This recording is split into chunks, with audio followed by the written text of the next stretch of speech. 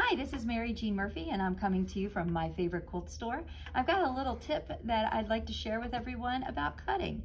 Cutting is one of those basic skills that we absolutely have to have as quilters, and there's nothing that needs to be more accurate than cutting and 1/4 of an inch seam allowances. So here's something that I do that I thought maybe I'd share with everyone.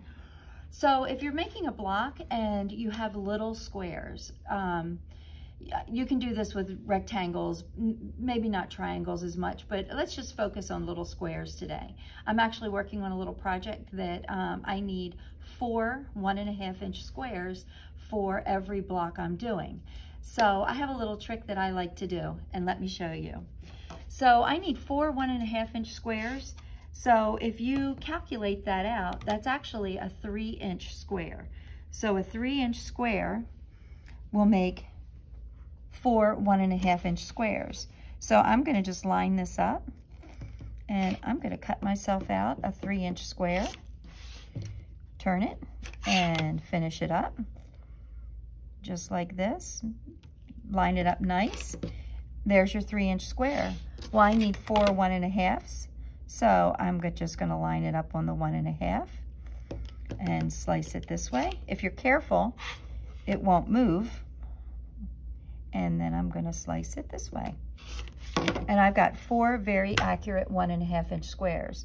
There is nothing to me that is more fiddly than cutting out a 1-inch strip like this and then squaring it up, because you always should square it up. You don't take it for granted. And then cutting 1.5 inch squares, because what you have to do is cut and move.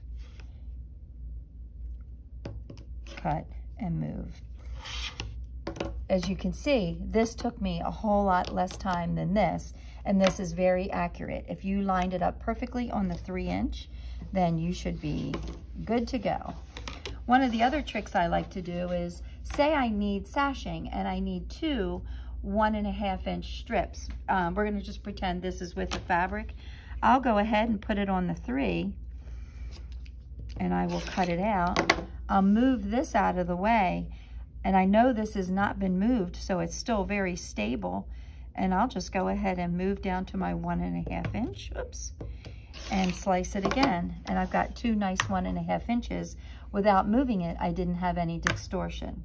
Now you can use this with a lot of different sizes. If you need 2.5 inch squares, you just need 4 of them. Go ahead and cut a 5-inch square and cut it in 4s like I did. Or if you need 2-inch squares or 1-inch squares, it's just calculate out. You need 2 this way and 2 this way.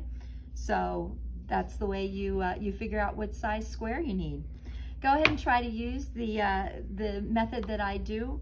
That works great with cutting out binding strips.